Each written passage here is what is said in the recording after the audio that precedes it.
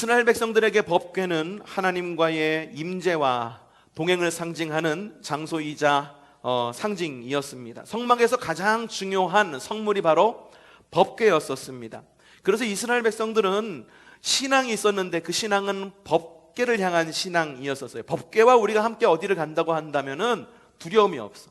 이스라엘 백성들이 40년 광야 생활을 할 때에도 법궤와 함께 했습니다. 요단강을 건널 때에도 법궤와 함께 했습니다. 이스라엘 백성들은 법궤에 임재하시는 하나님을 따라간 하나님의 백성들이었습니다. 하지만 그 중에는 오만한 마음을 가지고 있었던 사람들이 분명 있었습니다. 법궤 그 자체가 승리를 가져다 줄 것이라고 하는 오만한 마음이 있었어요. 이 다윗의 장막을 회복하라 첫 시간에 여러분에게 말씀을 드린 그런 내용이었었어요. 십자가가 여러분을 지켜주는 겁니까? 아닙니다. 십자가에 임재하시는 하나님께서 우리를 지켜주시는 겁니다.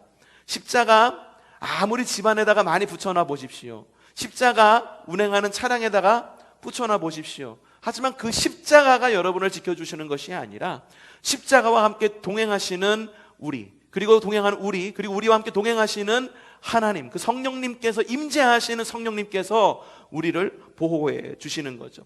근데 이스라엘 백성들도 법궤에 대한 무작정적인 신앙이 있었어요. 그래가지고 법궤 그 자체가 승리를 가져다 줄 것이라고 믿었죠. 그래서 사사시대에 블레셋과 전쟁을 하는데, 야 블레셋 너무 힘이 세. 야 우리 청동기 무기를 가지고 있는데 철기 무기라고? 야 그런 무기를 가지고 있는, 첨단 무기를 가지고 있는 그런 민족하고 우리가 어떻게 싸워? 그래서 주저하자 한 사람이 꾀를 냅니다. 야 그러면 하나님의 법궤를 들고 나가자. 좋은 생각이다. 법궤가 우리를 지켜줄 거야. 법궤를 들고 전쟁에 나갑니다. 어떻게 되었을까요? 이스라엘 백성들은 법궤를 들고 앞장서서 나갔으니까 그 전쟁에서 승리했겠습니까? 아니면은 패배했겠습니까? 결과는 굉장히 참담했습니다. 패배했습니다. 무려 법궤를 들고 나갔음에도 불구하고 홈니와 비느하스는 전사하고 말고 법궤는 이방인 블레셋에게 빼앗기고 맙니다. 여러분 이런 신앙을 뭐라 그러는지 아십니까? 이걸 맹신이라고 이야기합니다. 맹신. 또 하나는 뭐라고 말하는지 아십니까? 이걸 보고 광신이라고 이야기합니다. 또 뭐라고 말하는지 아십니까? 이걸 보고 미신이라고 이야기를 합니다. 우리는 분명히 신앙생활을 합니다. 그런데요, 우리가 신앙생활을 하는데 데 있어서 우리가 신앙인임을 나타내는 여러 가지 표징들이 있죠. 대표적인 것이 십자가죠. 이 십자가 앞에서 우리가 하나님 앞에 무너져야 된다라고 하는 것은 너무 당연한 일이지만 십자가 그 자체를, 교회 그 자체를, 성도 그 자체를 그냥 믿고 따르고, 그리고 그냥 아무런 비판 없이 그냥 그것을 따른다고 한다면 그거는 어느 순간 우리에게 미신이 되고 광신이 되고 맹신이 될 수밖에 없다라고 하는 거예요. 이해가 되지 않죠. 여러 이단 집단들이 어떻게 사이비 교주들을 따를 수 있는지 여러분들은 이해가 되지 않죠. 근데 그 자리가 되면은 그렇게 되게 되어 있습니다. 우리가 분별력 없이 하나님을 믿는다라고 하는 건 그런 굉장한 큰 위험이 있다라고 하는 거죠. 이후 법궤는요, 블레셋에서 하나님의 권능을 보입니다. 이 블레셋 사람들이 자신들의 신인 다곤 신상이 있는 곳에다가 이 법궤를 갖다 두었는데 굉장한 일들이 이루어집니다. 다곤 신상들이, 그곳에 있었던 수많은 다곤 신상들이 법궤의 권능 앞에 모두가 무너지고 팔다리가 부러지고 막 이런 일이 일어납니다. 블레셋 사람들이 깜짝 놀랍니다. 야 이거 정말 가져와서는 안 되는 물건이었구나. 그래서 이스라엘에게로 돌려보내게 되는데 기럇 여아림의 아비나답의 집에 모셔지게 됩니다. 사람들은 너무 기뻤어요. 그동안에 잃어버렸던 법궤를 다시 회복했으니까 말이죠. 그런데 이 법궤가 예루살렘으로 회복되지는 못합니다. 이 기럇 여아림에서 대략 20년이라고 하는 시간이 흐르게 돼요. 그동안에 사울이라고 하는 왕은 도대체 뭐 했는지는 모르겠지만 20년이라고 하는 이 시간이 지난 이후에 다윗이 왕위에 오르게 됩니다. 근데 다윗은 여러분들도 잘 알고 있듯이 하나님의 임재를 사모하는 사람이었습니다. 푸른 초장과 쉴만한 물가로 인도해 주시는 하나님, 주님과 동행한다고 한다면 승리의 확신이 있는 바로 그러한 신앙의 고백이 있었던 사람이 다윗이었습니다. 주님의 임재를 사모하는 사람이 바로 다윗이었습니다. 그래서 다윗의 마음 가운데에는 부담감이 있었죠. 어떤 부담감? 야 법궤를 다시 예루살렘으로 가지고 와야 되는데 기럇 여호야림에 있으니 이게 있을 자리에 있지 않으니 왕으로서 굉장히 큰 부담감을 가지고 있었던 거죠. 그래서 다윗은 법궤 수송 작전에 돌입하게 됩니다. 다윗은요, 이 법궤 수송 작전에 돌입하기 전에 블레셋과 먼저 전쟁을 하게 됩니다. 전쟁을 하게 되는데 이번에는 블레셋과의 전쟁에서 이겼을까요? 졌을까요? 이번에는 큰 승리를 거두게 됩니다. 큰 승리를 이루게 된 다음에 다윗은 다시 엄청난 병력을 다시 모읍니다. 사무엘하 6장 1절에 이렇게 적혀 있어요. 다윗이 다시 이스라엘에서 정병 3만 명을 징집했다라고 이야기해요. 3만 명을 징집했다. 이 3만 명은 블레셋과 전쟁을 나가기 위해서 뽑은 군인이 아니라 하나님의 법궤를 모셔오기 위해서 하나님의 법궤를 호위하기 위한 징집된 군인이었었어요. 다시 3만 명의 군사를 모아서 법궤 수송 작전을 감행을 하는데 분위기가 너무너무 좋았습니다. 어떻게 좋았느냐? 사무엘하 6장 5절 우리 함께 읽어보도록 하겠습니다. 사무엘하 6장 5절 시작. 잣나무로 만든 온갖 악기와 수군과 검은 고를 타며 소구와 꽹과리와 신번지를 치면서 주님 앞에 기뻐했다라고 합니다. 여러분, 여기에 나와 있는 악기들이 총 몇 개 같습니까? 세보지 않아서 모르죠. 저도 세보지 않아서 모릅니다. 모르지만 아마도 이 당시에 이렇게 많은 악기를 동원했다라고 하는 것을 지금 우리말로 바꾸면 뭐냐 하면은 수많은 3만 명의 군사들이 옆에 쫙 서 있고, 그리고 풀 오케스트라, 45인조 맞죠? 오케스트라. 잘 모르겠는데 45인조 풀 오케스트라가 그 법궤를 옮기기 위해서 연주했다라고 하는 거야. 빰빰빰빰빰빰빰빰빰 큰 소리로 막 최고급 오케스트라를 동원하면서 이제 법궤를 환영할 그런 준비를 만반의 준비를 합니다. 이제 법궤를 옮길 시간입니다. 법궤를 옮길 사람은 바로 그 아비나답의 집에 있었던 두 아들이 법궤를 옮기게 됩니다. 사무엘하 6장 3절에 이렇게 적혀 있습니다. 그들이 언덕 위에 있는 아비나답의 집에서 하나님의 궤를 꺼내어 새 수레에 싣고 나올 때에 아비나답의 두 아들 우사와 아히오가 그 수레를 몰았다라고 그렇게 성경은 적혀 있습니다. 수많은 군인들이 호위를 합니다. 오케스트라가 정말 끝내주게 연주를 하고 수많은 사람들이 나와서 만세를 부릅니다. 드디어 우리에게 법궤가 회복이 되는구나, 하나님의 임재가 우리 가운데 왔구나, 그 뜨거운 마음을 가지고 사람들은 만세를 부르며 환호합니다. 그런데 어떠한 일이 벌어졌을까요? 모든 것이 순조롭게 진행되지만은 않았습니다. 사무엘하 6장 6절에서 7절 우리 함께 읽어봅시다. 시작. 그들이 나곤의 타작 마당에 이르렀을 때에 소들이 뛰어 궤가 떨어지려고 하였으므로 우사가 손을 내밀어 하나님의 궤를 꼭 붙들었는데 주 하나님이 우사에게 진노하셔서 거기에서 그를 치니 그가 거기 하나님의 궤 곁에서 죽었다. 여러분, 성물들을 옮깁니다. 성물들을 옮기는데 수레에 실어서 막 옮기는 거예요.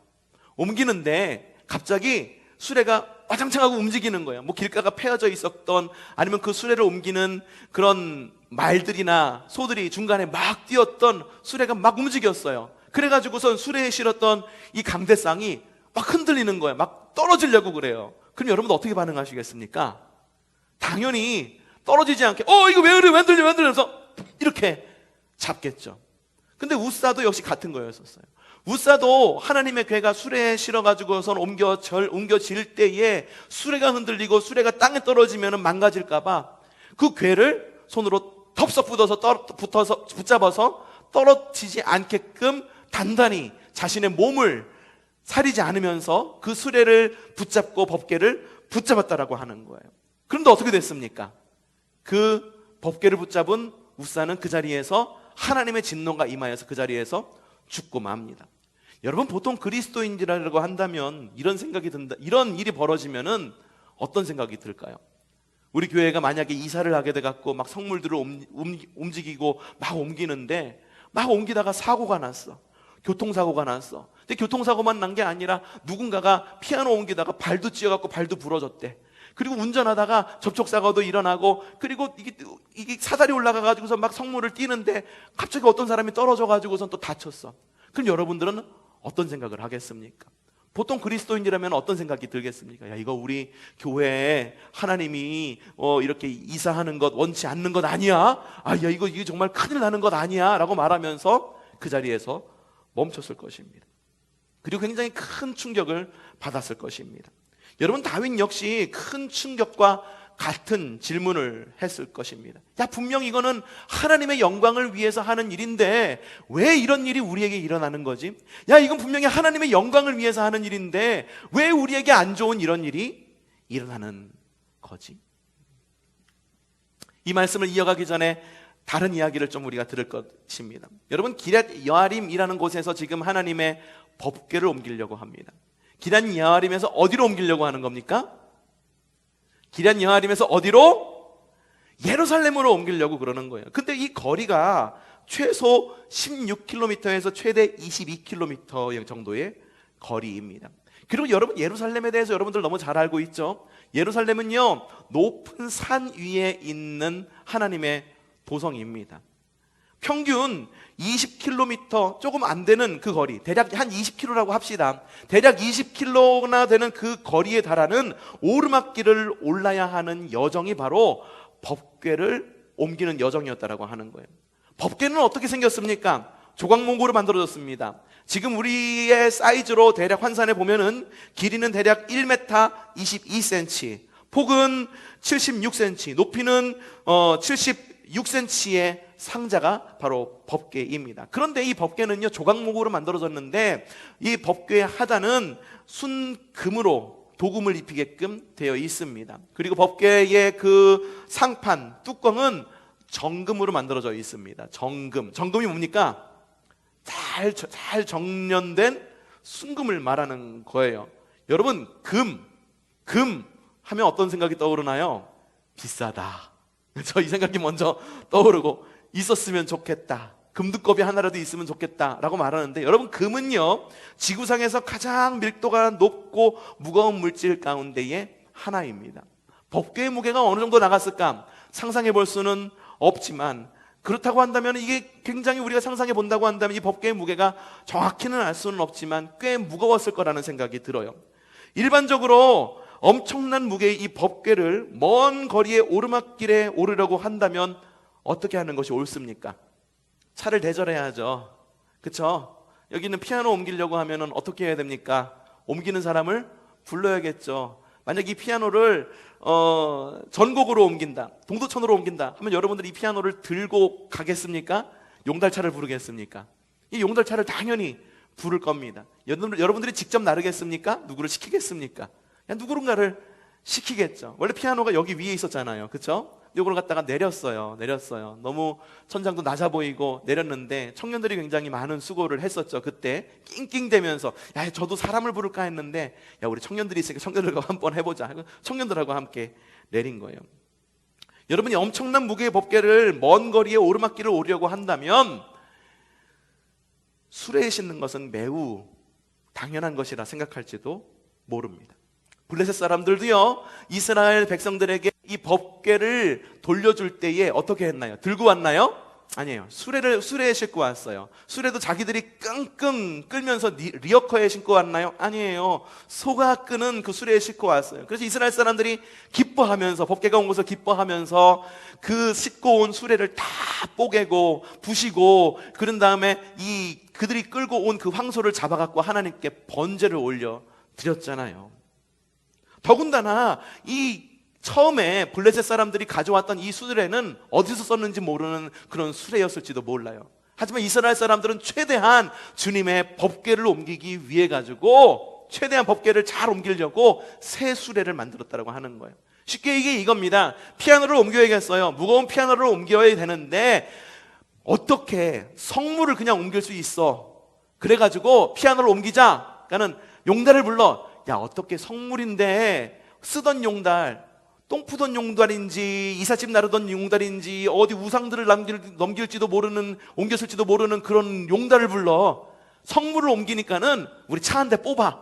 이러고 차 한 대 뽑아가지고선 성물을 옮기는 것하고 거의 비슷한 거예요. 여러분들 어떻게 생각하십니까?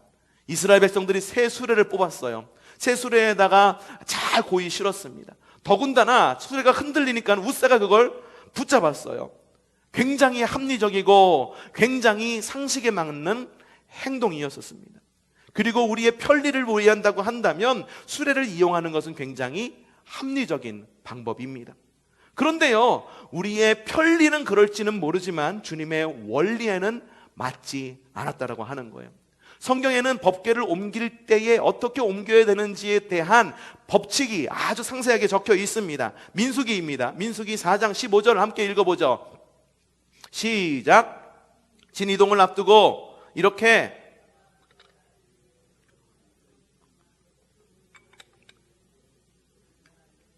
비로소 누가 고핫 자손이 와서 그것을 둘러매고 간다. 이때 거룩한 물건들이 그들의 몸에 닿았다가는 어떻게 됩니까? 죽는다. 이처럼 회막의 거룩한 물건들을 옮기는 일은 바로 누가 맡는다? 고핫 자손. 여러분, 고핫 자손 하면은 좀 익숙하지 않죠? 이 고핫 자손은 레위 지파 가운데 한 가문이에요. 그 레위 지파의 한 가문이 법궤를 옮기게끔 하나님께서 질서를 정해 놓았는데, 이걸 갖다 옮길 때는 어떻게 옮기느냐 하면은 수레에 실어서 옮기라고 말씀하십니까? 아닙니다. 법궤를 옮길 때는 고핫 자손이 반드시 어깨에 메고 옮기되 그 성물이 몸에 닿으면 어떻게 된다? 죽는다라고 분명히 민수기에는 적혀 있습니다. 다윗은요, 웃사의 죽음 이후에나 깨닫게 됩니다. 주님이 원하신 거는 새 수레가 아니었었어요. 새로 용달 뽑는 그것 아니었다라고 하는 거예요. 여러분, 언약궤는요, 반드시 구별된 레위인의 어깨에 지어야만 합니다. 그것이 바로 하나님의 원리였다라고 하는 거예요. 여러분, 하나님의 법은요, 편리대로 움직이지 않습니다. 하나님의 법은 하나님의 원리대로 움직입니다. 우리의 신앙생활도 역시 마찬가지입니다. 우리의 신앙생활도 역시 편리돼서는 안 돼요. 편리하니까는 자꾸만 인터넷으로만 예배하려고 그러고, 편리하니까는 자꾸만 이렇게 좀 몸이 늘어지고, 인터넷으로만 예배하다 보니까 처음에는 잘 앉아서 예배하다가 좀 더 편리하게 편하게 예배하려고 누워서 예배하고, 다음엔 이빨도 안 닦고 머리도 떡져가지고 집에서 그렇게 예배한다라고 하는 거죠. 근데 주님의 법은요, 편리를 따르지 않고 주님의 원리를 따른다라고 하는 거예요. 다윗은 그걸 눈치챘어요. 첫 번째 실패를 교훈 삼아서 다윗은 두 번째 기회에서는 어떻게 하느냐? 주님의 지침을 주의 깊게 따릅니다. 사무엘하 6장 13절 말씀이죠. 시작. 다윗은 주님의 궤를 맨 사람들이 6걸음을 옮겼을 때의 행렬을 멈추고 소와 살찐 양을 제물로 잡아 바쳤다. 구별된 레위인의 어깨에 지웁니다. 하나님의 법을 따른 거죠. 이제는 수레가 필요 없어요. 레위인들이 지어야만 했던 거죠. 그리고 6걸음마다 소와 양으로 제사를 드렸습니다. 다윗은 더 이상 편리를 따르지 않기로 결정한 거죠. 하나님의 원리를, 영적 원리를 따르고자 결정을 한 거죠. 자, 그러면은 법궤를 지은 이 레위인들의 모습을 한번 상상해 보겠습니다. 그 먼 오르막길입니다. 오르막길을 오르는데 그 오르막길이 대략 20km입니다. 20km. 잘 닦여진 아스팔트 길이 아닐 수도 있어요. 발에 돌이 채이고 사막에는 우글거리는 독사들이 있는 그 길을 갈지도 모릅니다. 더군다나 무거운 법궤를 지고 걸어야 했습니다. 그들의 모습은 어떤 모습을 하고 있었을까요? 지금 우리처럼 말끔하게 옷을 입고 자리에 앉아서 예배를 하는 걸까요? 제가 언제나 말씀을 드리는 부분이 있습니다. 여러분, 무슨 예배 임사를 맡았을 때에는 여러분들이 가지고 있는 가장 좋은 옷을 입고 오십시오. 예배 오실 때에는 가장 좋은 옷을 입고 하나님께 예배하는 것이 옳습니다라고 여러분들에게 말씀을 드립니다. 그러면 그 레위인들, 그 법궤, 무거운 법궤, 그걸 갖다가 20km나 되는 오르막길을 오르는 그 레위인들도 역시 아주 말끔한 옷을 입고선 그 길을 올랐을 것입니다. 그렇죠? 그럼 그 옷이 그대로 말끔함을 유지했을까요? 하나님께서 막 임재하셨어. 그래가지고 레위인들에게 땀도 나지 않고 힘들지도 않고 막 성령께서 임하시니까 갑자기 불끈불끈 막 초인적인 힘을 발휘해가지고선 그 법궤를 날랐을까요? 저는 그렇게 생각하지 않아요. 레위인들의 모습, 그 법궤를 나르는 레위인들의 모습을 상상해 보면은 아마도 온 몸이 땀으로 범벅되었을 것입니다. 어깨에 메고 그걸 갖다가 가다 보니 땀으로 범벅되었을 것이다라고. 더군다나 6걸음마다 희생제사를 드렸습니다. 그들의 옷은 어떻게 되었을까요? 희생제사라고 하는 게 뭡니까? 동물을 잡습니다. 잡는다라고 하는 게 뭡니까? 동물을 죽인다라고 하는 거예요. 뭐 어떻게 죽였을까요? 어떻게 잡았을까요? 피를 흘려서 잡았어요. 피를 흘려서 잡았어요. 그게 레위인의 법이에요. 그러면은 그들의 옷은 땀으로 범벅되었고 또 무엇으로 범벅되었겠습니까? 핏물로 범벅되었을 거라고 하는 거예요. 중간에 6걸음마다 한 번씩 가니까는 지금 옷을 한 번 입고 갈아입고 가다가 6걸음 또 갈아입고 다 갈아입고 또 갈아입고 이랬을까요? 아마 그러지는 않았을 거예요. 처음에 입었던 옷, 어쩌면은 성가대 가운처럼 흰 옷을 입고 시작했을지는 모르지만 점차 가면 갈수록 그들의 가운은, 그들의 흰 옷은 땀으로 범벅되었을 거고 그 광야의 먼지를 뒤집어 썼을 때고 6걸음마다 한 번씩 희생제사를 드렸기 때문에 희생제물의 피로 얼룩져 있었을 것이다라고 한 거예요. 여러분, 그들은요 하나님의 임재와 부흥, 법궤를 예루살렘으로 옮기는 바로 그 부흥과 하나님의 임재라고 하는 그 길에서 엄청난 수고의 대가를 그 자리에서 치른 거라고 하는 거예요. 다윗이 예루살렘 성으로 돌아왔을 때 다윗이 어떻게 했습니까? 막 기뻐해서 덩실덩실 추면서 드디어 법궤가 왔다, 기쁘다, 하나님의 임재가 여기 가운데 임했구나. 왜 이렇게 추웠을까요? 물론 하나님의 임재 때문에 기뻐했을 수도 있습니다. 그런데 다윗이 그렇게 기뻐 뛰며 놀았던, 그리고 기뻐했던, 하나님을 예배했던 이유는 바로 이러한 이유가 있지 않았을까 상상해 봅니다. 너무 힘든 길이었어. 6걸음마다 번제를 드린다고? 그것처럼 번거로운 일이 어디 있어? 그 힘든 일을 갖다가 오르막길을 레위인들이 그 어깨에 지고 땀을 뻘뻘 흘리면서 올라와. 그러니 다윗이 춤을 추며 기뻐하며 노래했다. 옷이 벗겨지는지도 모르고 춤을 췄다라고 이야기해줘. 그렇게 춤을 춘 이유는 이거는 어쩌면 놀랄만한 일은 아니에요. 너무 당연한 거예요. 야, 드디어 해냈구나. 그 어려운 일을 해냈구나. 이 높은 산성까지 법궤를, 하나님의 법궤를 올렸구나. 다윗만 춤췄을까? 엄청난 오케스트라가 동행해서 막 옮겼을 때에 그걸 옮기는 그런 상황을 보고 옆에 있었던 모든 이스라엘 백성들은, 하나님의 임재를 사모하는 이스라엘 백성들은 춤추며 기뻐하며 아마도 다윗처럼 덩실덩실 추면서 하나님을 기뻐하고, 다윗이 법궤가 예루살렘으로 온 것에 대해 기뻐하며 예배했을 거다라고 하는 거예요. 드디어 해냈다. 만세. 여러분들도 경험해 본 적이 있어요. 우리 교회 앞마당이 계속 이 예화를 드리죠. 여러분이 해본 가장 큰 일이 그거였잖아요. 앞마당이 흙바닥이었었어요. 그래서 제 마음 가운데는 부담이 있었어요. 야, 이 흙바닥 비만 오면은 그냥 진창이 되고, 그래가지고선 기억나십니까? 진창이 돼가지고선 저 연로하신 분들이 식당까지 옮기려고 이게 다리 이동하려고 그러면 비는 내리지 진창이지. 그러니까는 그거 피해가지고선 우리 청년들하고 젊은 우리 집사님 권사님들이 거기다가 이렇게 징검다리 놓듯이 놓고 이렇게 일일이 한 명씩 우산 들어갖고선 모셔드렸던 거 여러분 기억나세요?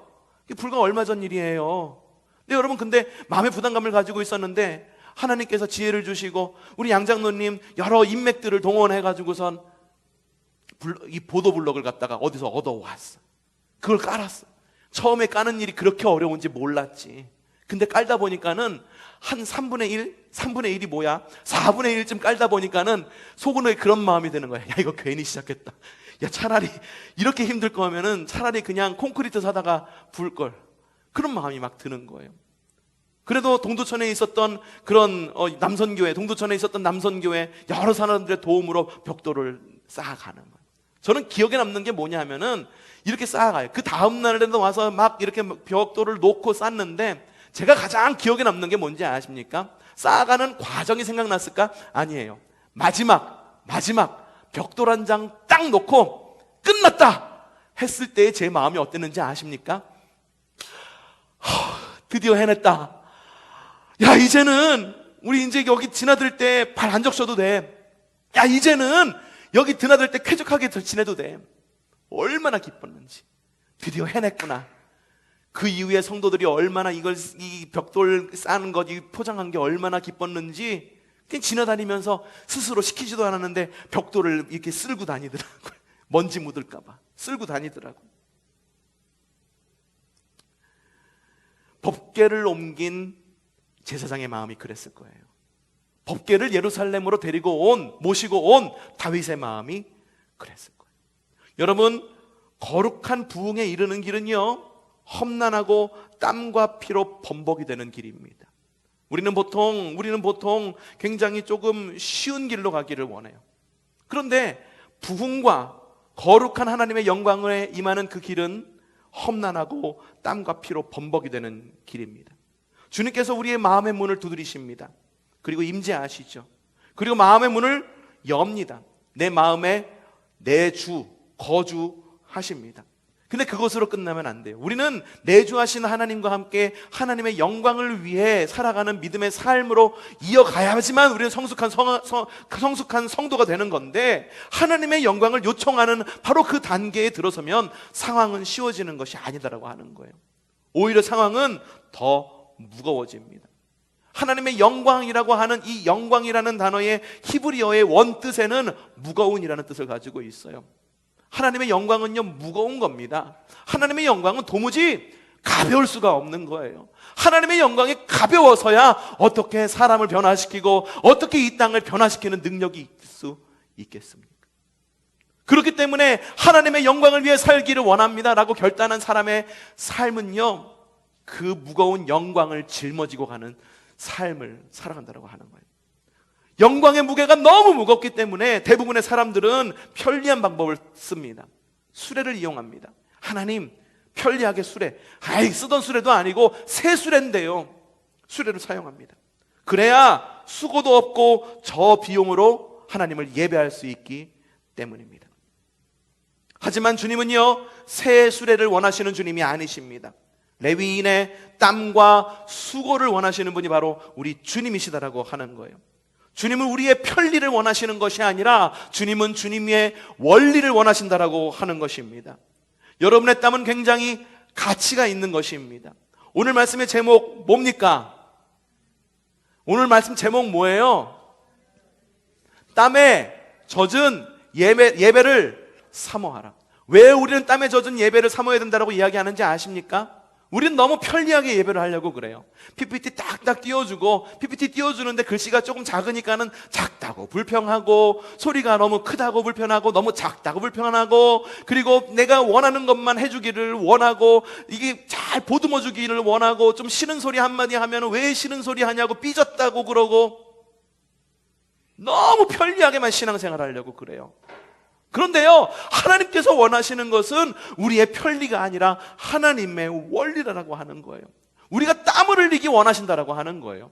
우리가 수고하기를 원하신다라고 하는 거예요.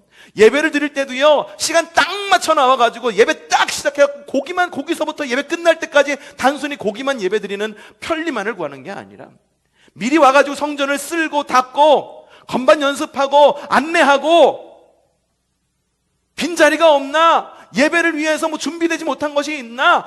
땀을 흘리는 예배를 드리기를 원하는 거예요. 찬양을 할 때에도 그냥 앉아가지고선 주님 뜻대로 살기로 했네, 오늘 주보에는 뭐가 나왔나, 이런 찬양을 드리기를 원하시는 것이 아니다. 기도할 때 그냥 옹알옹알 하나님 맨날 똑같은 기도 드리는, 그걸 원하시는 게 아니라고 하는 거예요. 말씀을 들을 때 맨날 듣는 말씀이라고 꾸벅꾸벅 졸면서 앞으로 졸고 뒤로 졸고 이러면서 듣기를 원하시는 거 아니야.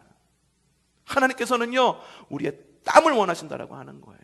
하나님의 영광의 자리에 들어가시기 위해서는 땀을 요한다라고 하는 것입니다. 그래서 주님은 이 땅에서 땀의 가치를 이미 오래전에 창세기에서 아담과 하와에게 알려주셨습니다. 창세기 3장 19절 말씀 함께 읽어보죠. 시작. 너는 흙에서 나왔으니 흙으로 돌아갈 것이다. 그때까지 너는 얼굴에 무엇을 흘려야? 땀을 흘려야 나다를 먹을 수 있을 것이다. 여러분, 땅은요, 하나님에게 굉장히 땅이 아니라 땀입니다.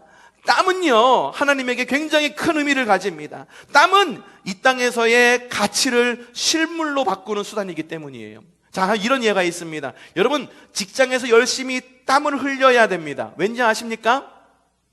사장 주머니에 있는 돈이 내 주머니로 들어오게 하려면 어떻게 해야 됩니까? 직장에서 땀을 흘려야 돼요. 앉아서 열심히 사물을 보는 땀을 흘리든, 머리를 쓰는 땀을 흘리든, 노력을 하는 땀을 흘리든, 삽질을 하는 땀을 흘리든, 어떻게든 땀을 흘려야 사장 주머니에 있는 재정이 내 통장으로 넘어오는 거예요. 농부는요, 땅에 땀을 흘려야 흙의 가치가 우리 가족에게로 넘어오는 거예요. 이해가 안 되십니까? 분명히 이해가 될 것입니다. 예수님도 역시 마찬가지였습니다. 예수님이 겟세마네 동산에서 기도합니다. 겟세마네 동산에서 기도하는데 예수님은요, 너무 십자가가 지기 싫으셨어요. 그래서 어떻게 했습니까? 순종하는 희생의 자리에까지 가기 위해서 예수님은 어떻게 기도하셨냐면은 땀이 핏방울이 되도록 그렇게 기도하셨다고 하는 거예요. 땀에는 분명히 가치가 있습니다. 땀은 분명히 가치입니다. 예배라고 하는 이 말조차도 가치라는 의미를 가지고 있습니다. worship이라고 이야기합니다. worship. 예배를 영어로 worship이라고 이야기합니다. worship service 혹은 경배와 찬양, praise and worship, worship이라고 이야기하는데 이 worship이라고 하는 단어가 어디서 왔냐 하면은 worth, 곧 가치라고 하는 단어에서 파생된 것이 바로 worship이에요. 가장 가치 있는 것을 하나님께 올려드리는 것이 바로 worship, 곧 예배라고 한다라고 하는 거예요. 그런데 우리는 예배를 어떻게 드립니까? 가장 가치 있는 것을 하나님께 드리는 것이 아니라 내게 남는 것을 드립니다. 내게 남는 시간을 드립니다. 내게 남는 재정을 드립니다. 내게 남는 수고를 드립니다. 시간이 안 되면 못하는 거고, 재정 없으면 못하는 거고, 시간 없으면 못하는 것으로 여겨져 버린다라고 하는 거죠. 여러분, 주님의 영광이 임하시는 믿음의 예배를 드리시기를 원하십니까?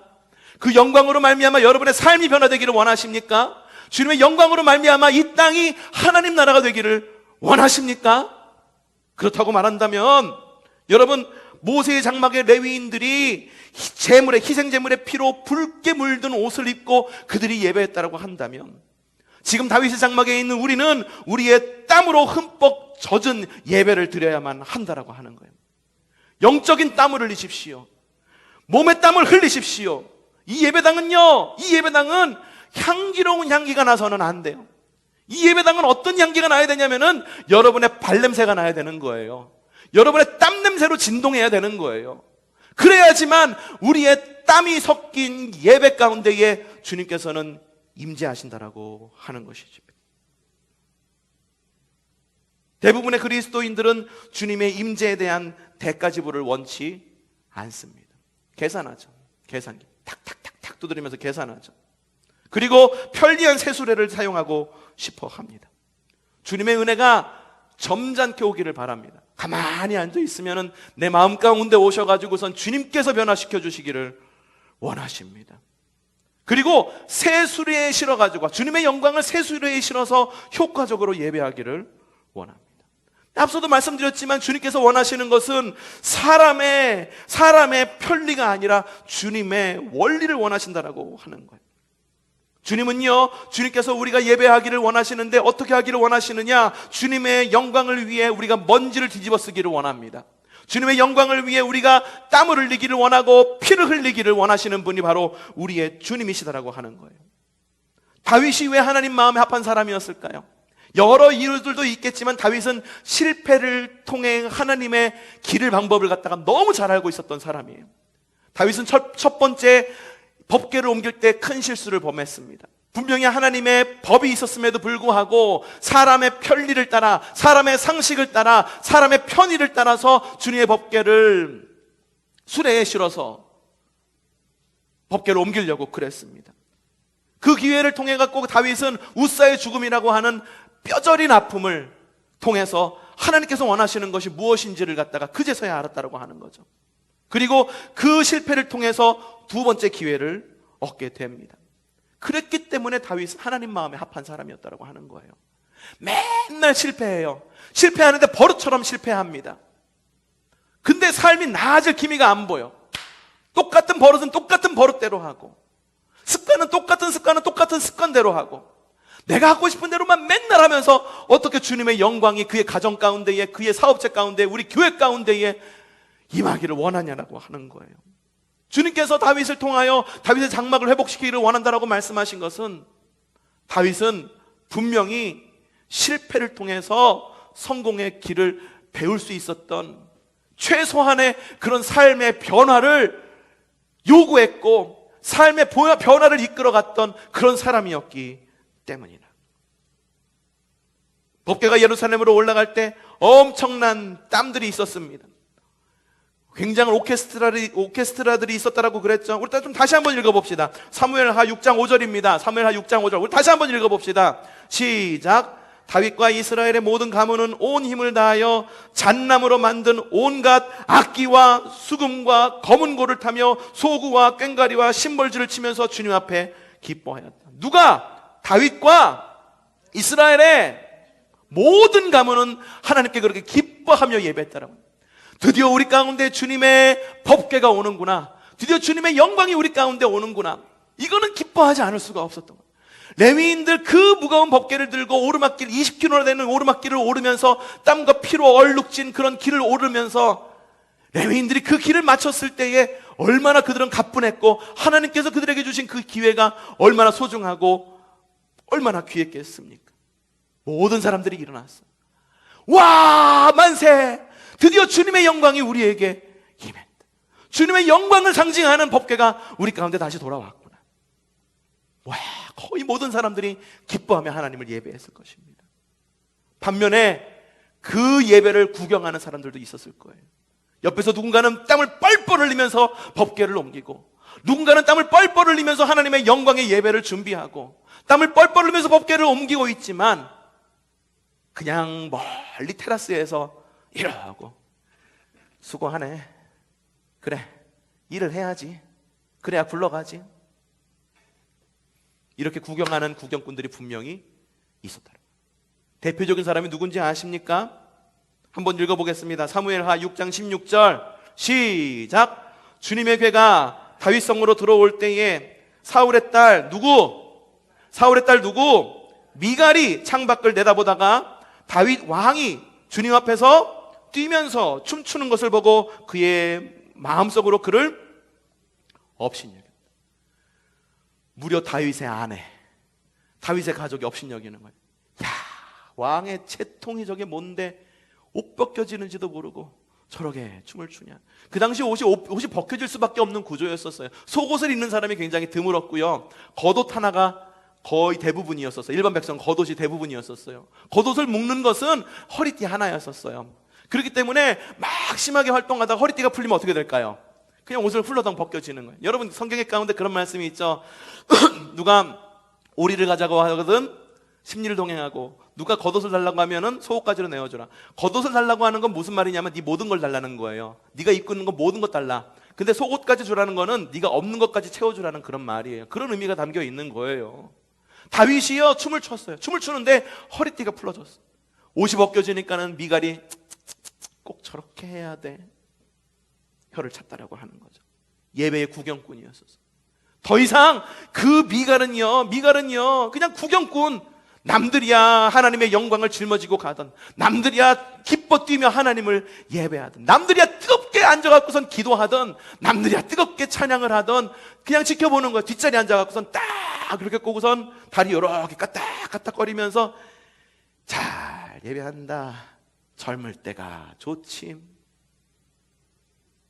야, 장로가 채통 없이 춤추면서 예배하는 게 뭐야. 아이고 우리 목사님 저렇게 될까? 여러분 저는요 찬양 그 사역을 굉장히 오래 해왔어요. 오히려 설교하는 시기보다도, 설교를 시작한 그 시기보다도 찬양 사역을 시작한 시기가 굉장히 더 빨라요. 내가 찬양 사역을 시작한 게 거의 10대 중반부터 했으니까요. 굉장히 길죠. 찬양 사역을 하잖아요. 그러면은 저는요 모든 것을 다해서 찬양합니다. 모든 것을 다해서 찬양해요. 기타 치면서 어떨 때는 껑충껑충 뛰기도 하고, 어떨 때는 정말 소리 높여서 주님을 부르짖기도 하고, 어떤 때는요 정말로 내가 모든 것을 다해서 소리 지르면서 찬양 인도가 끝나면은 목소리가 완전히 쉴 때까지 모든 것을 쏟아부어서 예배를 합니다. 전도사 시절이었던 거죠. 그러면은 꼭 그러시는 분들이 있어요. 나오면서 뭐라고 얘기하냐면은 아이고 전도사님이 열정이 대단하시네요 하고 인사하시는 분이 있어요. 정말 열정이 대단해서 칭찬하시는 분들도 있지만, 비꼬는 분들이 그렇게 많았어. 네가 언제까지 그렇게 찬양하나 보자. 네가 언제까지 그렇게 열정이 넘치나 보자. 꼭 그렇게 예배하고 찬양해야 돼? 그런 분들 보면요, 대부분 맨 뒷자리에 앉습니다. 그리고선 막 사람들이 왕께 만세 하면서 두 손 들면서 주님께 오심을 환영하며 기뻐하며 만세를 외치는데, 그분은 뒤에 앉아서 이러는 거예요. 만세를 부르던 나는 이 예배가 빨리 끝났으면 좋겠다. 우리 교회 장소 빌려서 하는데 빨리 끝나야 우리 교회 난방비, 냉방비 좀 줄어들고 전기세도 좀 덜 나오지. 니들이 헌금은 하고 예배하는 거니. 그런 표정으로 앉아있어. 예배 구경꾼인 거죠. 여러분, 예배 구경꾼이 대표적인 사람을 미갈로 삼았습니다. 근데요, 예배의 구경꾼이었던 미갈은요, 하나님의 진노를 받습니다. 너 어떻게 하나님의 영광이 임하는데 그렇게 예배할 수 있니? 어떻게 하나님의 택하신 그 왕이 예배하는데 뒤에서 팔짱 끼고선 왕이 하는 그 예배를 혀차면서 그렇게 할 수 있니? 결국 미갈은 어떻게 되는지 아십니까? 사무엘하 6장 23절 한번 봅시다. 사무엘하 6장 23절 크게 읽어보세요. 시작. 이런 일 때문에 사울의 딸 미갈은 뭐라고 말합니까? 이런 일 때문에, 이런 일이 뭡니까? 그 하나님의 영광이 들어오는 자리에서 예배 구경꾼이고, 그리고 예배에 그냥 참관만 했던 그런 사람들, 그런 사람에게 주어졌던 하나님의 저주가 뭐였습니까? 죽는 날까지 자식을 낳지. 제가 지금 이야기하는 거는요, 불임의 원인 아니면 구원의 조건을 말하는 게 아닙니다. 제가 이 부분만을 딱 따가지고선 누군가가 악마의 편집을 하면 아마 이렇게 얘기할 수도 있겠어요. 야, 거기 있는 목사 예배 드리지 않으면은 불임이 온다더라. 불임이 원인이 예배를 잘 드리지 않는다더라. 이렇게 악마의 편집을 할 수도 있을지도 모르겠지만, 제가 말하는 건 그게 아니에요. 여러분, 하나님을 향한 갈망을 말하는 거예요. 여러분, 땀이 없는 곳에는요, 생명이 없습니다. 고생이 없는 곳에는요, 생명이 없어요. 땀을 흘리지 않는 사람은요, 반드시 죽음의 열매를 맺습니다. 땀이 없는 곳에 생명이 없고, 땀이 없는 곳에는 열매가 없더라고 하는 것은 너무 자명한 일이에요. 교회에서 맨날 불평불만하는 사람이 누군지 아십니까? 대부분 땀을 흘리지 않는 사람들이 불평불만이 너무 많아요. 예배를 위해서 노력하지 않는 사람, 교회를 위해서 사역하지 않는 사람, 교회를 위해서 기도하지 않는 사람, 예배에도 나오지 않는 사람, 그런 사람들이 꼭 교회에 요구를 합니다. 코로나19 상황에 처하면서 많은 사람들이 교회를 향한 갈망, 예배를 향한 갈망이 있지만, 그 예배를 향한 갈망하는 그 과정 가운데 불만이 너무 사람들이 많아. 이런 불만이 많은 사람들이 대부분 어떤 사람인지 아십니까? 평소에 예배 잘 안 드렸던 사람. 이때가 기회다. 그래서 예배는커녕 놀러 나가고 온라인 켜놓기만 하고 딴짓하는 사람들, 그런 사람들이 꼭 불만이 많다라고 하는 거죠.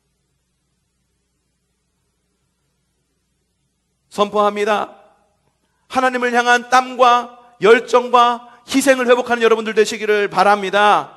찬양의 회복이 있기를 바라고요, 기도의 회복이 있기를 바라고요, 말씀에 아멘을 회복하는 여러분들 되시기를 바랍니다. 값없는 제사를 하나님께 더 이상 드리지 않기를 바랍니다. 특별히 찬양과 기도의 향로에 불을 붙이는 여러분들 되시기를 바랍니다. 요한계시록 5장 7절에서 8절에는요, 마지막 때에 성도들이 기도를 드리는 모습들, 그리고 기도를 드리는 모습들이 천상에 앉아있는 그런 영적인 존재들이 과연 성도들의 기도를 어떻게 하고 있는지, 성도들은 어떻게 기도하는지에 대한 모습이 나와 있습니다. 요한계시록 5장 7절에서 8절 말씀 한 목소리를 읽어보겠습니다. 그 어린 양이 나와서 보좌에 앉아 계신 분의 오른손에서 그 두루마리를 받았습니다. 그가 그 두루마리를 받아 들었을 때에 네 생물과 24 장로가 각각 검은 고와 향이 가득히 담긴 금 대접을 가지고 어린 양 앞에 섰습니다. 무엇을 가지고? 검은 고와 향이 가득히 담긴 무엇을?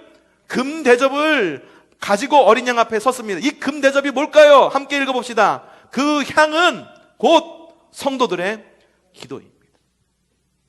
우리가 이 땅 가운데에서 기도할 때, 우리가 이 땅 가운데서 기도할 때 하나님은 기도의 향기를 받으십니다. 그러니 여러분, 찬양과 기도의 향기의 불을 빛이 펴야 되는 거예요. 곧 기도의 향연을 이 자리에서 열어야 된다라고 하는 거예요. 그렇기 때문에 충분한 연기를 이 자리에서 만들어야 된다고 하는 거예요. 기도할 때 여러분 대충대충 하지 마십시오. 기도합시다 했는데 웅아롱아롱 하지 말고 하나님께 뜨겁게 부르짖는 여러분들 되시기를 바랍니다. 우리의 기도와 예배는 반드시 연기가 되어 주님의 임재를 끌어당기는 향이 될 것임을 믿어 의심치 않습니다. 여러분의 기도의 향을 이 자리에 가득 채우시기를 바랍니다. 그 향이 이 자리에 가득 채워서 모든 사람들이 그 기도의 향에 심취하여 하나님께서 임재하시는 것에 심취되고 하나님께서 임재하시는 그 영광 가운데에서 하나님을 높여드리는 그런 예배가 우리 가운데 있기를 바랍니다. 다시 한번 선포합니다. 열정 있는 예배자로 거듭나 재정의 땀, 고난의 땀, 인내의 땀, 수고의 땀으로 흠뻑 젖는 여러분들 되시기를 바랍니다. 다시 한번 여러분들께 선포합니다. 재정의 땀에 흠뻑 젖는 여러분들 되시기를 바랍니다. 고난의 땀에 흠뻑 젖는 여러분들 되시기를 바랍니다. 인내의 땀으로 흠뻑 젖는 여러분들 되시기를 바랍니다. 수고의 땀으로 흠뻑 젖는 여러분들이 되시기를 바랍니다. 영광의 왕이 우리에게 영광 가운데 오십니다. 그 무거운 영광을 우리가 감당하여 하나님 나라를 위해 힘써 우리의 땀에 가치를 지불할 수 있는 그런 땀으로 흠뻑 젖은 예배자들이 되기를 주님의 이름으로 축복합니다.